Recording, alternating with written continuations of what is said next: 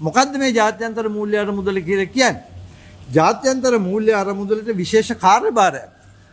ඒ කාර්යභාරය තමයි ලෝකයේ ඕනෙම රටක් ඇතුලේ මූල්‍ය අර්බුදය උග්‍ර වෙලා ඒක ලෝක ආර්ථිකයට විශාල ප්‍රහාරයක් එල්ල වෙන්න පෙර ඒ අර්බුදය ඒ රටේ කම්කරුපන්තිය මත පටවලා වැඩ කරන ජනතාව මත පටවලා ඔවුන්ව මිරිකලා අරගෙන කෙසේ හෝ ඔවුන්ගේ සම්පත් උකහාගෙන ලෝක ආර්ථික පද්ධතිය ඉස්සරහට පවත්වාගෙන යාම සඳහා අවශ්‍ය කරන ඉඩකඩ සපයා දීම ජාත්‍යන්තර මූල්‍ය අරමුදලේ දෙවෙනි ලෝක යුද්ධයෙන් පස්සේ ලෝක බැංකුව සහ ජාත්‍යන්තර මූල්‍ය අරමුදල බෙටන් වුඩ්ස් සම්මුතිය ඇතුලේ ගොඩනැගෙනකොට ඒ විදිහට තමයි මේවා ගොඩනැගුනේ. එතකොට උන්ට ප්‍රධාන කාර්යභාරයක් තියෙනවා ජාත්‍යන්තර මූල්‍ය ප්‍රාග්ධනයේ නියෝජිතය හැටියට ඕනෙම රටක් ඇතුළට මැදිහත් වෙලා